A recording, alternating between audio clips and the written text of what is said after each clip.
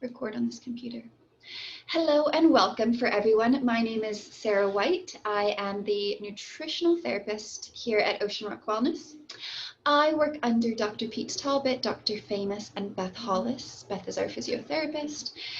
And we thought January was the best time to do a plant-powered or kind of healthy talk.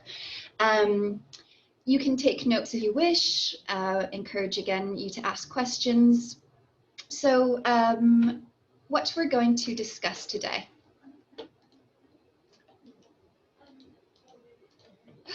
Today is the day. I love this, this phrase, today is the day, because I think we're always putting things off and we're putting it in the future, but today's the day, and it's even the day to make one simple change. So maybe it's you go for a 10-minute walk.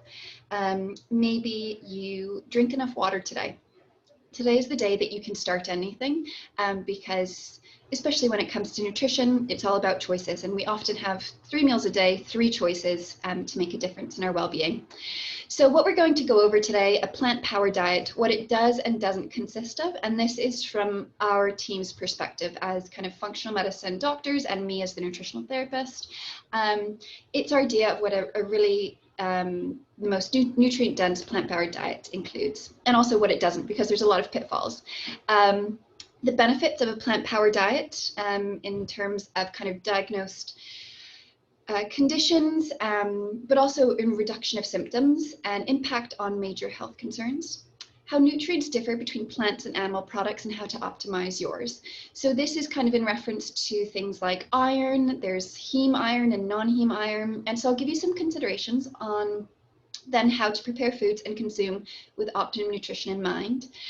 Phytonutrients and cruciferous vegetables and their role in disease prevention. And then the steps you can take today to start feeling really good and transform your health. And I always like to remind clients that health is a journey, and it can be a really fun one. There's no rush. Do as much as you can with the resources and bandwidth you have. And then lastly, go easy on yourself and be kind to yourself along the way. Plant-powered diet, crowd out the not as good for you with the really good for you. So what we I'll put everything that we have as what we think a really good plant-powered diet is and what it consists of. So nutrient density, what that is per bite or per meal, what joy, function, and micronutrients are you getting out of it? The next, because food kind of has that enjoyment factor as well, which is really important. And I do think that enjoying the food you eat is paramount in making this sustainable, but also getting the benefits of it. If you're miserable and kind of eating, blanched cauliflower, I think there's going to be some resistance there in seeing the benefits of why you're eating the cauliflower. Diversity of colors and plenty of fiber to slow the release of glucose and to feed the beneficial bacteria in our gut. So I use a garden analogy here. So imagine you kind of are starting with a fresh bed of dirt and you're trying to grow things. So you're trying to grow the really, really good, maybe you want to grow some garden roses or some herbs. You want to feed that with the nutrients it needs. And so fiber is a really good thing to support your gut microbiome and those beneficial bacteria, or kind of think of the beneficial bacteria as the roses. So we want to feed them and help them grow. Plant-powered, the next thing is predominantly vegetables. Aim for 5 to 7 servings, and fruit 1 to 3. Now, I'll talk a bit about a program that we run, and the fruit serving goes up in this regard. But again, this is a kind of more of a focused program. But for the most part, we say 1 to 3 servings is fantastic. I think getting 1 to 3 servings of fruit, whether it is a pear for lots of fiber, blueberries for the antioxidants, you get enough benefits from the fruit without surpassing kind of the sugar content. So the benefits of eating 1 to 3 servings is fantastic. And then vegetables is aiming for 5 to 8 servings.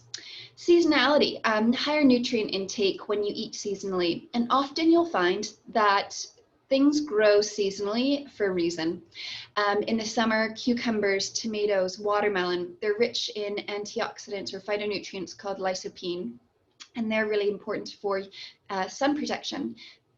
Cucumbers, zucchini, and watermelon are also really high in water, so you need that water content in the summer when you're sweating a lot. In the winter, we've got root vegetables, which are really, really important because they're a bit more carbohydrate rich, and naturally we would want a bit more carbs in the winter if we were kind of hunter-gatherers and we were looking to get more carbs to bulk up a bit. So seasonality will also mean that things taste a bit better.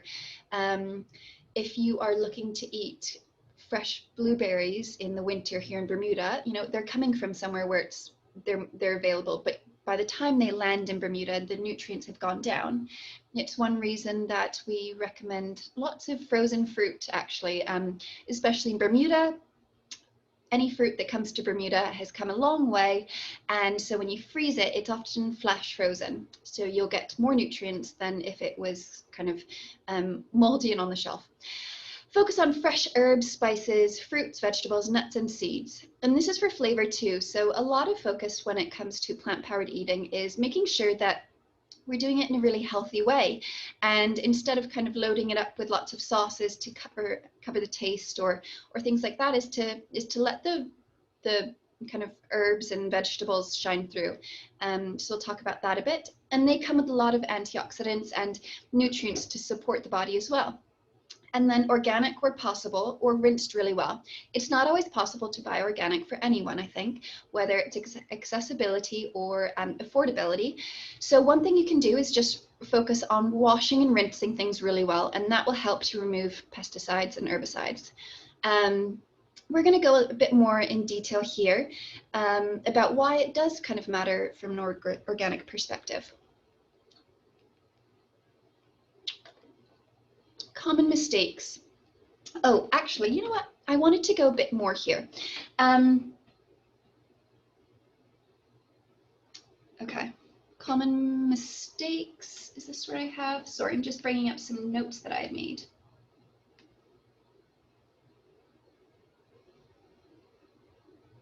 Okay, that's going to come soon. Got it. Okay, common mistakes of, I think of this page as thinking of 20 years ago, or 10 years ago, or 5 years ago, what it meant to be a vegan or vegetarian. And I think a lot of people would think of like soy milk and tofu and lots of grain bowls.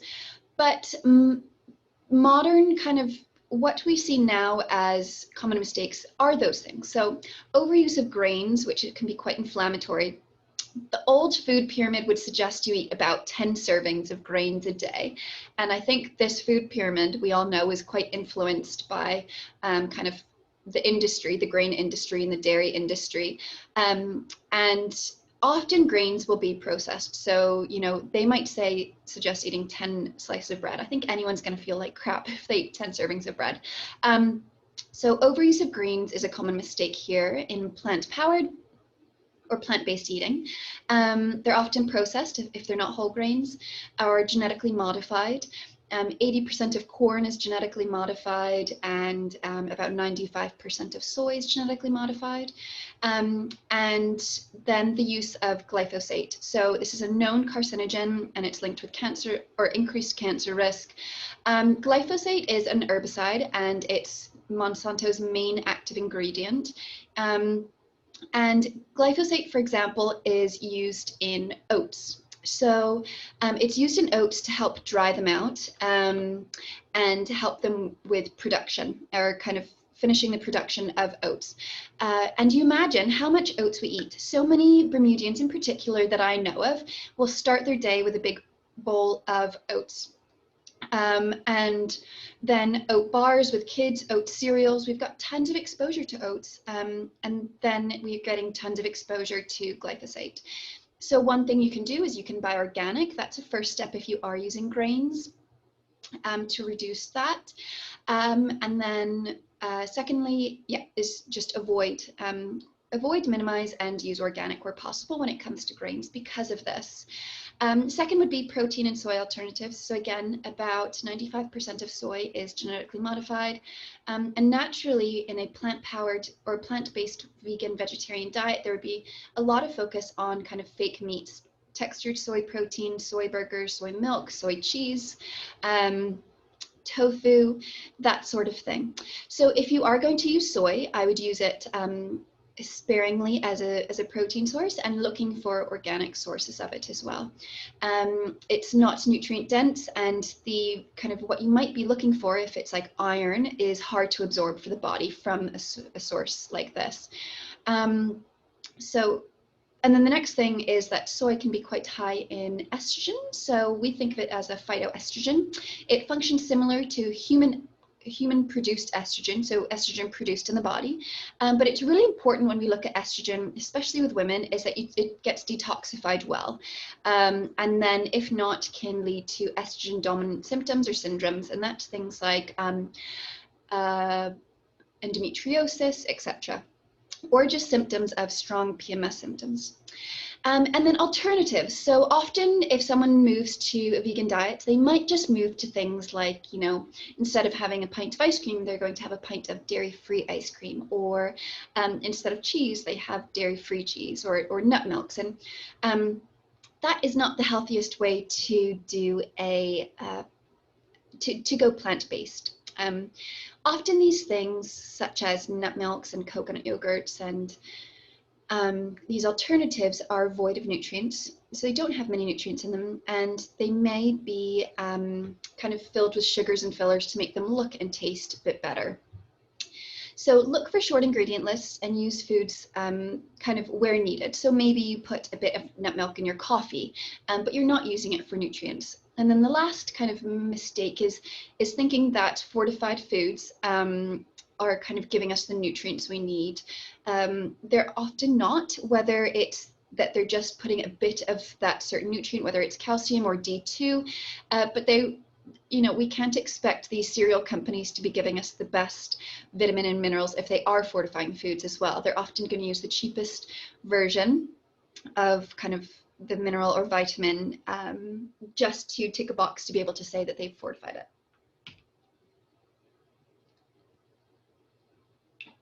Okay.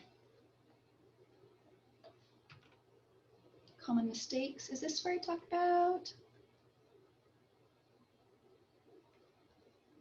Hold, please. I'm just looking through my notes. Okay, next is where I go through my case study. Okay. Then the benefits of a plant-powered diet. So what we've looked at is what a plant-powered diet is and what it isn't. So hopefully in your mind, you're kind of getting a really rainbowish picture of what a plant-powered diet is.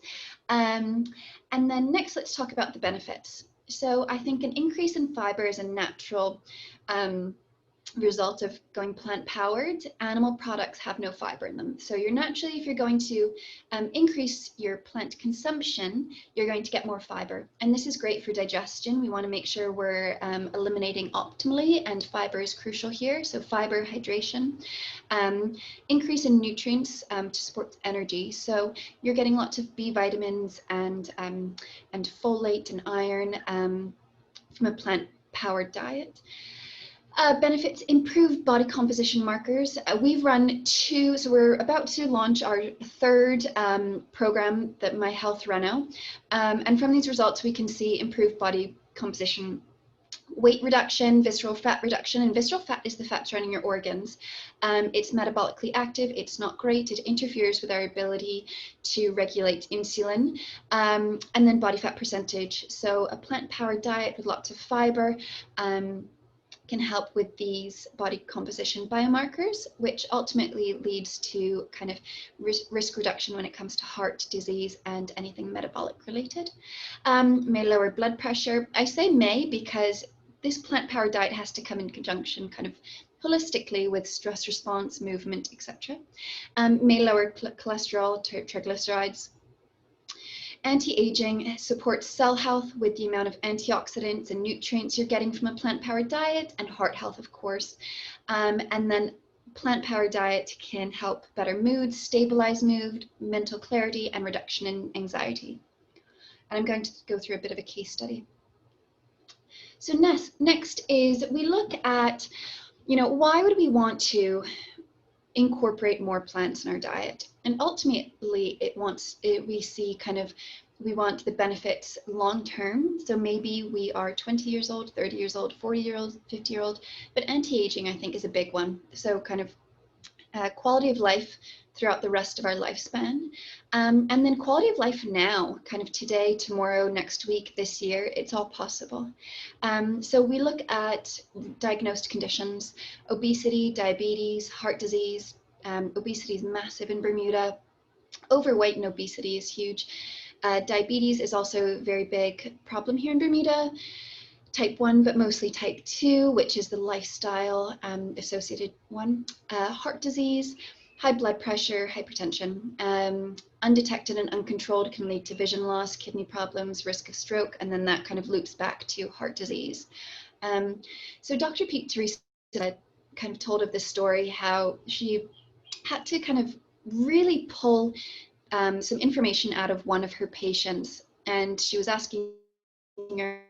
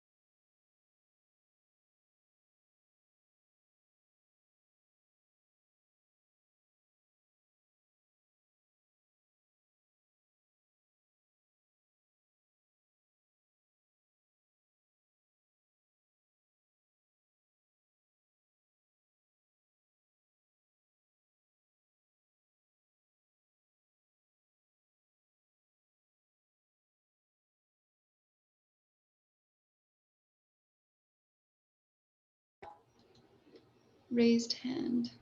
Hello, can you guys speak? Can you hear me?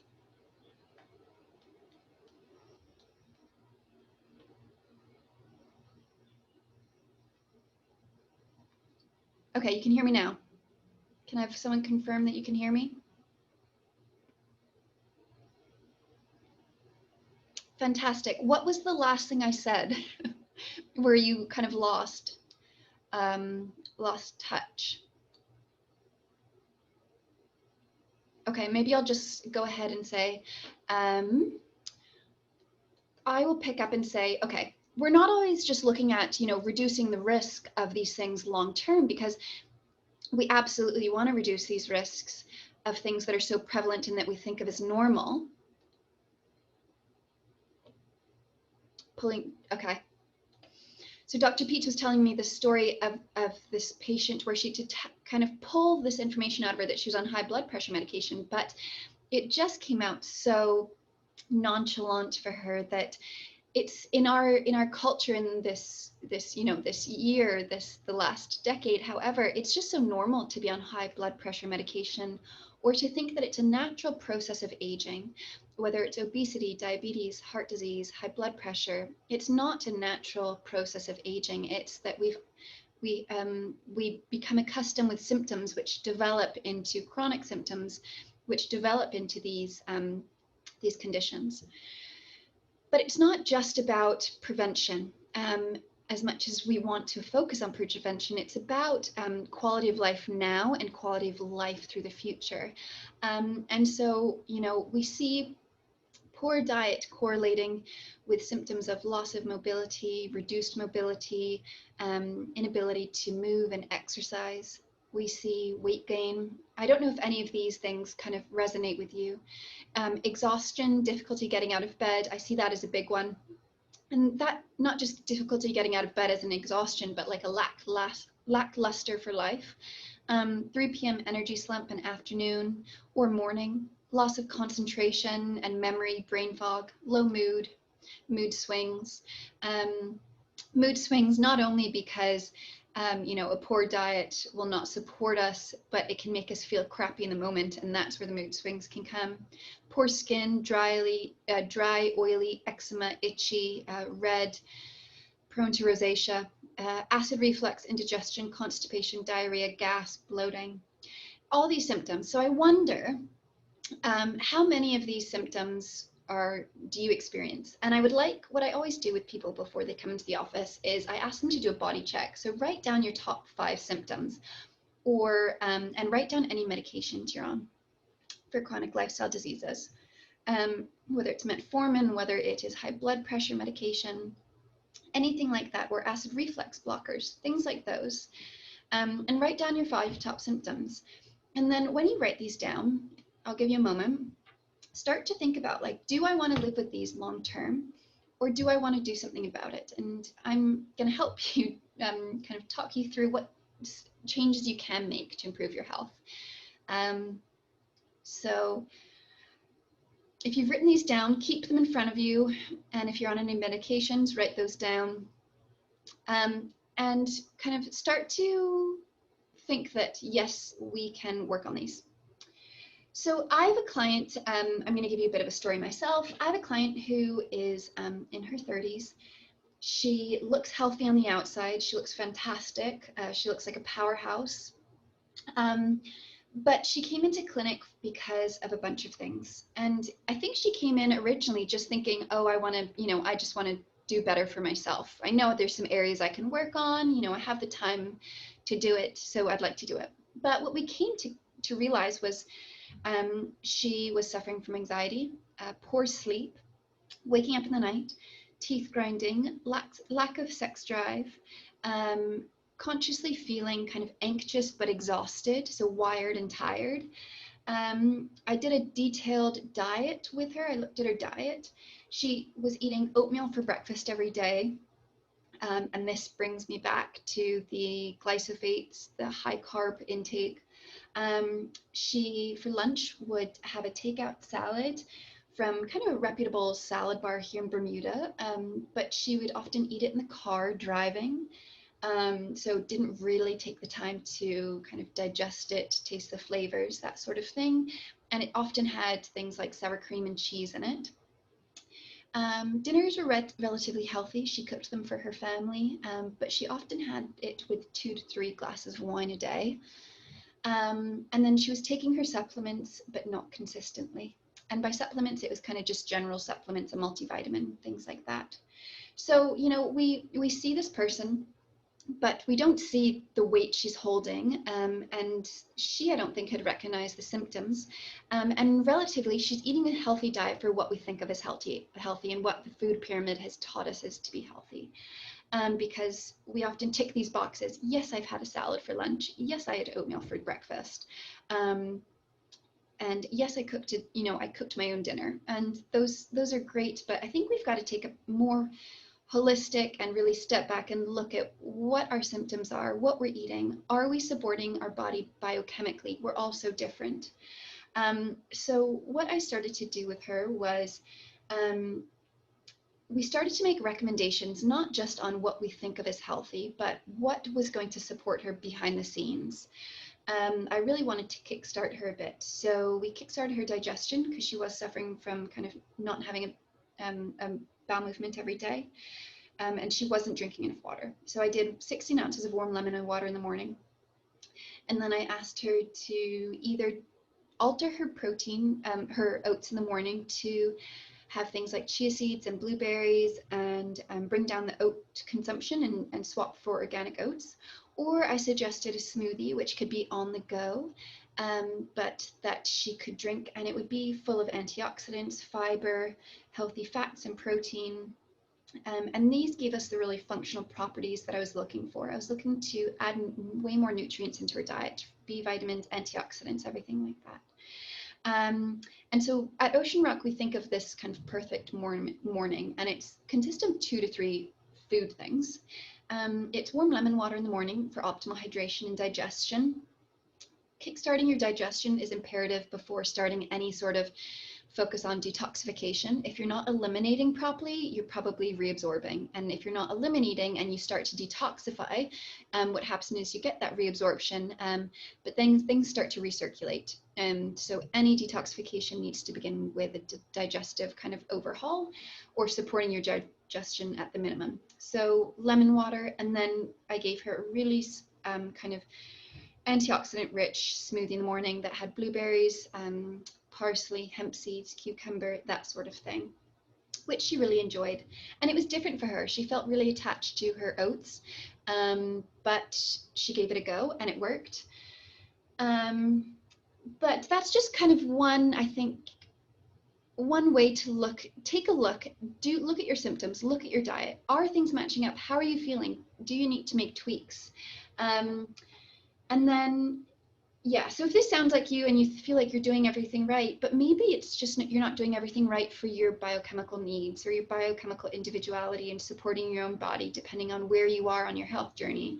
And maybe it's not getting you somewhere. And I think this calls into action that you need a better method and you need some support along the way.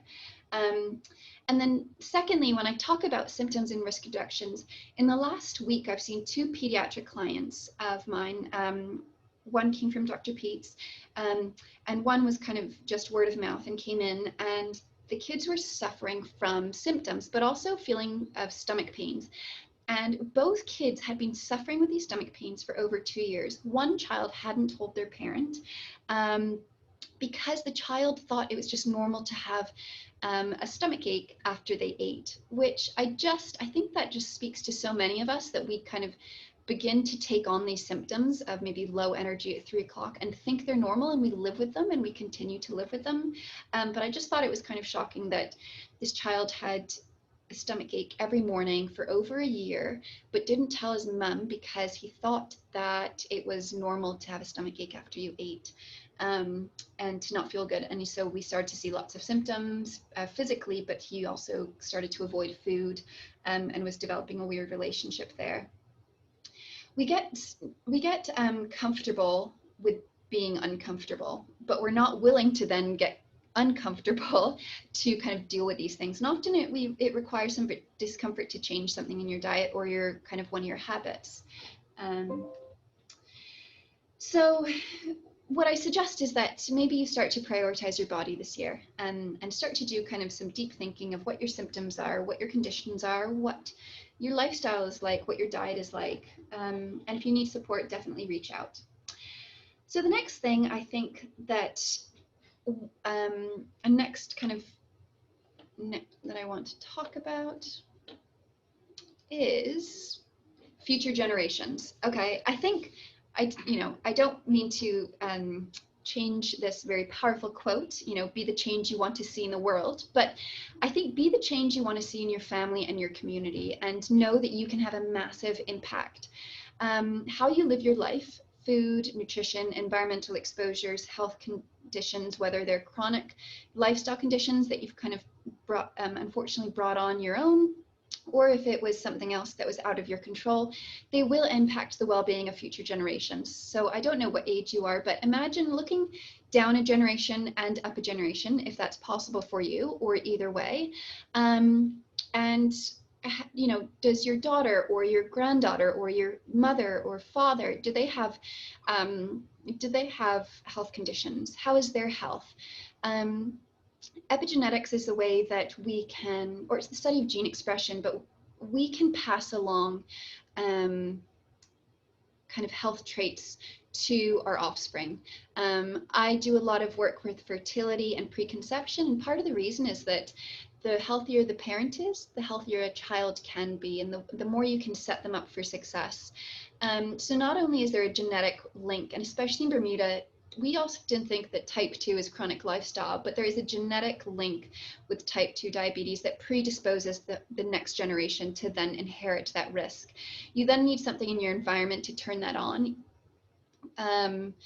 But what happens is that, a child might be born with this risk of developing type 2 diabetes and kind of obesity genes, but families often exercise, eat, and kind of live similar habits and lifestyles. And so if a child is born into a family that has poor health, or may not be physically active, or may not have strong kind of healthy habits, they too will then probably develop those habits which are not healthy, and their health is then impacted. Prevention is possible wherever you are in kind of the your line, your generation, kind of your family. You have the power to change and influence those around you. Whether you are the oldest in your family or kind of the youngest, you absolutely have the ability to influence future generations. And so kind of I encourage you to start today and know that wherever you are, you can impact future generations. And I think this is a big part of not only the health side of plant-powered eating, but it's the environmental side of that. The impacts we have can have an impact on our environment and the future generation and what worlds they have to live in. So I love the nitty-gritty of nutrition, of course, so I thought we could talk about some micronutrients to consider. Often it's thought that vegan and vegetarian diets aren't always healthy because it's difficult. Oh, we've got two people talking. Can't see me. Can you see me now?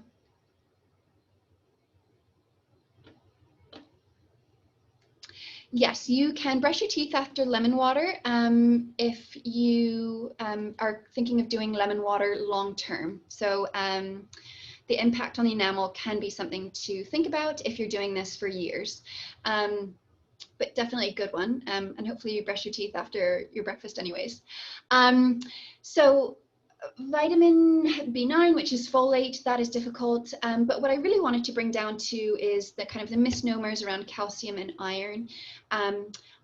Calcium you can definitely get from plant-based sources as well. It doesn't necessarily need to be from dairy. You can get it from broccoli, chia seeds, lots of greens. So a diet, and it may be in lower levels, but this kind of calls to why you want an abundance of these things. You want to be eating broccoli regularly, collard greens, spinach, lots of diversity regularly to be able to get the levels that you need. Specifically, I wanted to look at iron. Lentils. So iron, there is heme iron and non-heme iron. So heme iron is from animal sources, so it's kind of from blood. And non-heme iron comes from plant-based sources. It can be a bit more difficult to absorb. And so some strategies to help with iron absorption on a plant-powered diet would be to pair it with vitamin C rich foods. So if you're going to have a lentil salad, I would suggest, or lentil soup, I would suggest adding some, maybe some lemon juice on top or into the dressing, or some parsley. Or if you're doing a spinach salad, adding some strawberries, something like that. If it's a spinach smoothie, maybe adding some pineapple to the smoothie. Black beans, you could add some lime juice to that. Chickpeas, pairing it again maybe with some parsley. So iron absorption needs vitamin C to help there as an assist. Similarly, what can inhibit iron absorption is if you're getting iron from things like lentils and chickpeas and black beans and they haven't been soaked, there's kind of a protective lining that can inhibit iron absorption. So it's a great idea to soak lentils, quinoa, those sorts of things before to help with nutrient absorption. Magnesium. And what I say with clients is often someone will say, you know, my iron's low, so I want to incorporate animal protein, which is absolutely fine. And so maybe you look for kind of, you add in some lamb, things like that. But I always say, don't dismiss the ability for plant-based iron to also help with topping up your iron stores. I think we could easily do that. Second would be magnesium. So this is, magnesium is fantastic. We're often deficient in it. And again, a lot of people will go to a magnesium supplement, which is fantastic if they need it, but don't dismiss the ability of a really plentiful diet being able to help with these micronutrient stores. Potassium as well. Zinc, selenium.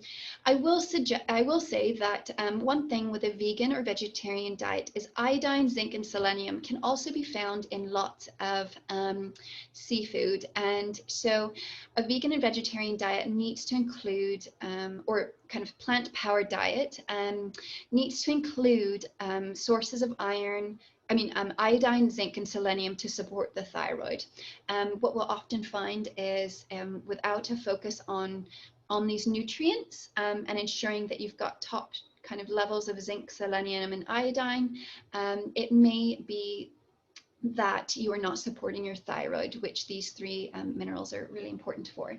So as much as we want to, as plentiful as we can, as a vegan and vegetarian or plant-powered diet can be, it does require a bit of focus. But it doesn't mean that we dismiss them because they're a bit maybe harder to absorb for the body. We just have to work around them. Did I want to talk about anything here? Okay.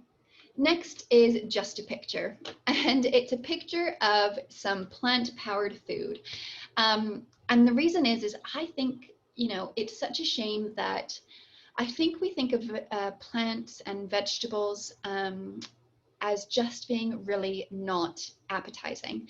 And I blame the salad bars in the 1990s, and I blame iceberg lettuce Waldorf salads of iceberg lettuce chunks, or overcooked broccoli, frozen and canned vegetables. If you don't like broccoli, or you have historically, you grew up with really kind of not great tasting broccoli, just try something else. We might not like some vegetables, that's absolutely fine. You might have a bad kind of experience with vegetables. You might have grown up not enjoying vegetables, but the world of vegetables and plant-based food can be incredibly delicious. And maybe you're not predominantly, maybe you also incorporate seafood and chicken and turkey, which is fantastic if you would like, into your diet, but know that vegetables can be the star of a diet. So I'll just walk you through some recipes, and I hope by showing you these pictures, if anything, it just inspires you to make one or two dishes or try something new. So we've got I'll start there. So top left, we've got roasted sweet potato with a chimichurri. This is a recipe I use with a lot of my fertility clients because it is rich in antioxidants and lots of beta carotene. So we've got lots of pigmented colors, and then the herbs are fantastic. So we've got sweet potato with roasted sweet potato with chimichurri sauce. The middle picture is a strawberry galette using an almond flour base, lots of strawberries. I've flavored it with vanilla, cinnamon, and lots of orange zest. You can see the amount of orange zest. So that's an example of how you can flavor foods. The next picture is grilled peaches. So it's done with some sheep's halloumi, but you could do that with you could swap that with zucchini or tomato. And then we garnished it with some fresh mint. So I'd encourage you in the summer, maybe instead of a pasta salad as your carbohydrate, you grill some peaches when they're in season, and they're fantastic. Next kind of would be a purple smoothie. So that is walnuts, hemp seeds. We've got lots of berries, frozen berries there. So that's a breakfast or a snack, or it could be a lunch. The next one is a lentil salad. This is an example of an iron-rich salad. So we have done pui lentils or green lentils or black lentils. I soaked them beforehand, and then I roasted. Oh, we've got someone talking. Recipes, yes. You know what? All of these recipes are available on the Bermudian Magazine, but I can also I can send you a link of where to find them. So this again was the lentil salad recipe. We've paired it with walnuts, which is a great source of plant protein as well, arugula, there's parsley for vitamin C, and then we've done it with leafy greens, red onion, and roasted tomatoes. There was a lemon caper vinaigrette on that. So that was really delicious. You could pair it with animal protein if you wanted, but you're sufficient there. Then we've got potatoes. We did a marinated potato salad. We just did a bit of olive oil, apple cider vinegar, and then put some red onion and parsley, some sea salt. To jazz it up, we've got a green smoothie in the corner, and then I did a black rice salad at the very bottom. The black rice salad was a wild black rice with chickpeas. I combined the protein sources there. We did it with roasted carrots. We put some sliced almonds, pomegranate seeds, lots of parsley, a bit of feta on top. You could omit that if you wanted. And that has been a winner with all people who like or who would typically go for more animal protein diets. That's a delicious hearty salad, and it can last you a while in the fridge. And then we've got falafels, and changing it up, instead of using kind of a pita wrap, the falafels are covered in kind of a nice coconut yogurt sauce, lots of fresh herbs, and then in lettuce cups. So this is just a bit of inspiration, I think, that I wanted to give you, in hopes that you're getting hungry, but also that we start to change the conversation of what vegetables are. They're not boring, they're absolutely delicious. A bit of creativity can go a really long way. And it doesn't have to be complicated. You know, a smoothie in the morning that you've pre-prepped. Lunch could be a soup. You've made enough soup maybe for like 3 or 4 days. Dinner could be, you know, steamed broccoli with some falafels, or some lentils, roasted sweet potatoes. It could be veggie roast, anything like that. It really doesn't have to be expensive or difficult.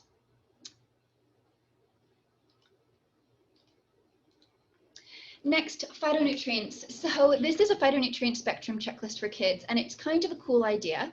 And it helps to kind of bring the conversation to focusing on what we, you know, filling our plate with the really good stuff naturally crowds out the not as great stuff. And so phytonutrients, chemical compounds produced by plants to help them function and be resilient to the elements, i.e. protect against UV radiation. So, ooh, chat. You're not really a smoothie person. Do you like savory? That's what I'll talk about at the end of this. And I'll talk about snacks and savory breakfasts at the end of this. So maybe you use this for kids, or maybe you use this for adults, but what it is it's to focus on colors, and maybe you look at, you do this for 1 week and see, without trying, and seeing how many colors you had in your diet, and then you make some changes and you see how you can diversify the colors on your plates. And this gives you great suggestions on how to get those different phytonutrients. My favorite is like a roasted tomato soup. You can use organic canned tomatoes, which are relatively affordable, and that would give you lots of lycopene. And then you could do, you know, a gazpacho soup in the summer. So incorporating these foods into your diet. And not to knock white or tan colored vegetables like onions, like some beans, shallots, seeds, tahini, cauliflower. The white's a color as well. The white we're trying to avoid is the processed white. And then next would be, we're closing in on the end, but I do have a bit more. The next focus that we do a lot of when we're looking at plant-powered diets, yes, we look at colors, and we also look at a specific vegetable group. So this is the cruciferous vegetable group. Cruciferous are fantastic with helping with liver detoxification. They have amazing compounds in them. So what is a cruciferous vegetable? It's broccoli, Brussels sprouts, radishes, cauliflower, all of these. You know, you could make a watercress salad, you could roast broccoli, you could roast Brussels sprouts with a bit of maple. Radish is fantastic in the spring with dipped in hummus. Cauliflower, roasted to caramelize, would be delicious. Kale, you can make, you know, lightly sauteed garlic and olive oil, and then pop some kale. That would be delicious. So these are all really important vegetables that we help with phase 1 and 2. And so the My Health Reno program that we run, it's a 6-week program. A lot of the focus is on incorporating things like broccoli, asparagus, Brussels sprouts, arugula, these bitter cruciferous vegetables that can help with breakdown of toxins. So lastly is we wanted to give you kind of something tangible. What do you go away with today? And so I've got a few things that first of all, is we are doing our 3rd round of the My Health Reno group starts at the end of this month. What is it? It's a 6-week program. It's conducted by Dr. Pete Talbot, Dr. Famous, Beth, and myself. We divide and conquer. We put together the 6-week program. Week 1, you do pre-assessments. We do a body composition to see where you are there. We do HbA1c. We look at your stress response, everything like that. And then you're given, we give you some supplements, professional grade supplements that we use ourselves, and that's part of the program. So vitamin C, B vitamins that are really important, zinc, things like that. You go through 6 weeks. Every Saturday, you've got an hour to an hour and a half long learning video. We go through toxins, viruses, the liver. And then we do a bit of a cleanse together. It is fully supported. So not only are you learning, but you're being coached by all of us. And then we talk you through after you learn all this information, you go through 6 weeks of kind of enlightening material. Is how to approach the world. And often this cleanse is a bit of like a palate cleanser for everyone. Their taste buds change, their desires for their cravings change. And then it's about consciously adding things back into your world. It's incredibly plant focused. We get you incorporating lemon water, smoothies, juices, soups, steamed veggies, raw salads, vinaigrettes, but it's all really simple. And we lay it out for you. You can kind of take it as you wish. And then we work with you. We go through the cleanse as well. It's a 9-day cleanse. Not only is it kind of a medically administered detoxification, it's really gentle. It's a bit of an elimination diet. What we also do is kind of clear out not kind of all the crap from a diet. So we look at taking out sugar for these days. We take out kind of animal protein for a bit of it. We take out gluten and dairy and known allergens. And then it's also got a bit of a gut healing focus on it. We're adding in lots of hydration, mineral-rich celery juice, removal of allergens and bacterial overgrowth. That's the focus. And then we add in kind of herbs that are healing, such as spices, nutrients, such as zinc. So it's a bit of a gut healing program as well. It's really comprehensive. It's fantastic.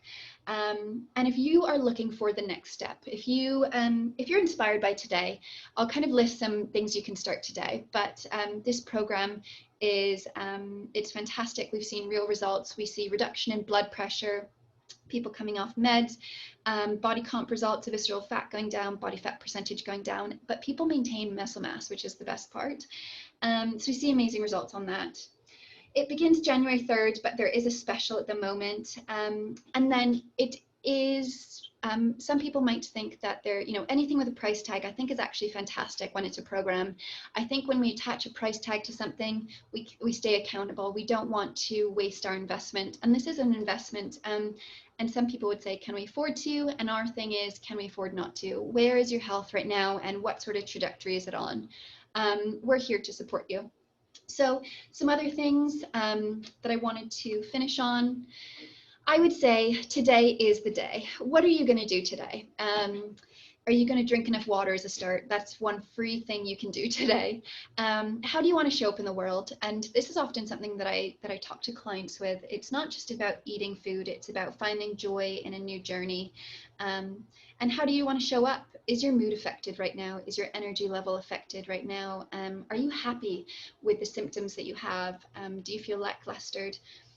Based on how you want to show up in the world, what method do you need? What steps can you take today? Do you have the support system to do it? Is your support system your family? Is it a group of friends? Is it a toolkit? Who's in your toolkit? We can be in your toolkit. The Ocean Rock Wellness team can be in your toolkit. You can join our team. We've got, again, at the end of the month, we've got the My Health Reno program running. It's fantastic. It's comprehensive. It's run by doctors, nutritionists. You get lots of resources, you get a package of supplements, or, what else can you do? Join a CSA, make a pact to visit the local farmers market this weekend, to stock up on vegetables, support each other, support your family, make a difference in your well-being so that you can impact your family, your grandchildren, maybe your mum, your dad, your sister, anything like that. Grow an herb garden, pick up spices and smoothie supplies from the grocery store, ditch what isn't serving you, drink enough water today. That's one thing you can do today, is drink enough water. It's free. So yes, that is where I leave you. I hope I leave you inspired. I hope I leave you kind of with some thought-provoking things. I hope you take a look at your life now, your symptoms, what medications you're on. where you are in terms of reaching your goals, whether they're health goals, anti-aging goals, whether your mood is what you want it to be. Take a deep look and know that even small changes to your diet, adding in more plants, can help improve many aspects of your world. And I hope you also take home that, you know, simple steps are really important, and simple steps are really important. And yes, chat. Broccoli gives you gas. Is collagen good to take? I use organic steel cut oatmeal 4 days a week. Is this too much? Hello, Heather. It's lovely to see you and hear from you. Okay, broccoli gives you gas. That's okay. Take broccoli out. Broccoli can be gassy for some people. Try steaming it maybe, or having smaller amounts of it per meal. Maybe you incorporate a bit of broccoli in a salad versus making it your entire side. Is collagen good to take? It's fantastic. It's a great source of, you want to make sure it's a good quality collagen, and maybe add it to smoothies. Oatmeal, I say you use organic steel cut oats. I think oats in moderation are okay. I would start to shift it a bit. I think try to challenge yourself to reduce it to 2 days a week, and look for lots of plant-based sources, like fruits and veggies. Maybe if you're looking for a savory breakfast, like some sauteed veggies, onions, mushrooms, tomatoes, kale. Make a bit of like a warm saute potentially. Yes. If you want details on the program, you can go to www.myhealthreno.com. So RENO is Reno. Alternatively, you can call our office 295-5100. That's where all the information is. Someone asked about snacks. Snacks, I think, can be good for some people. It's a bit of an individual recommendation. I think, oh, thank you for posting. I think snacks can be good if someone needs support with blood sugar balance, if a 4 p.m. snack helps someone overeat at dinner. But I think ultimately 3 main meals is fantastic. But again, it's completely different for each person. I recommend snacks for some people and not for others. What I'll say is the only condition that I don't recommend 5 to 8 servings of vegetables a day is someone who has like IBS symptoms, or something that is diagnosed, we say, as SIBO, small intestinal bacterial overgrowth. And that is because we want to fix your gut before we add vegetables back in, or specific vegetables back in, because fiber can be a bit of a trigger for people with IBS.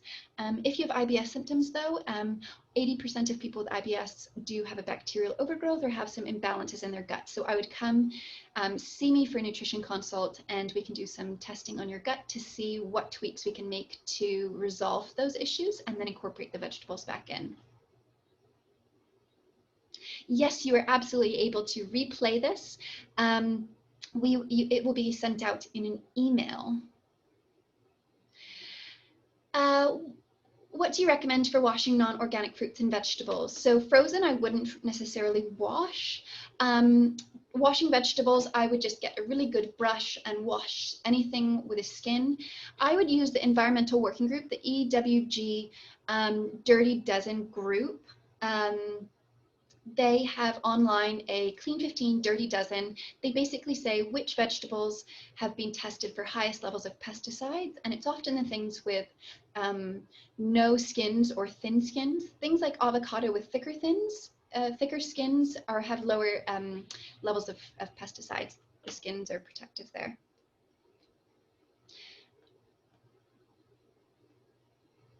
Especially since new science is showing bacteria is linked to COVID. Yes, gut health is such a important focus for us at Ocean Rock Wellness. I would say about 75% of the clients I work with, I start with their gut. I do gut testing if necessary, but we look there because our guts can impact kind of our immune system, our ability to be resilient. Our guts are our barriers from the food we eat, and it's one long barrier, and we want to make sure that we've got a really resilient, strong, healthy, thriving gut that will impact mood, neurotransmitters synthesis. It can influence our immune system, and it can also be a cause of inflammation, food allergies, things like that. So lots of focus on gut health. Vegetables are fantastic, but if you do have kind of IBS symptoms, come see me in clinic. We start with fixing the gut symptoms, and then we incorporate your diet and kind of make it very lush and diverse. Thank you for joining me today. It was such a pleasure. This was the first presentation back. Again, if you want to take steps today, you could come see me for a consultation in office or on Zoom. You can follow us on Instagram, Facebook, anything like that. You could join our My Health Reno program, which is fantastic. It starts at the end of this month. We do have payment plans for it, and there is a special at the moment. It's comprehensive, it's holistic, it is fully supported. You get access to lots of resources that we've already developed, supplements, everything like that. I hope I leave you inspired. It is lunchtime. I hope everyone goes and has a delicious lunch. If you're in Bermuda, maybe if you are on the coast of BC, you're having breakfast. How do you rewatch? It's going to, this recording will be sent to everyone who registered today. Please reach out if you have any further questions. And other than that, I hope everyone has a lovely day.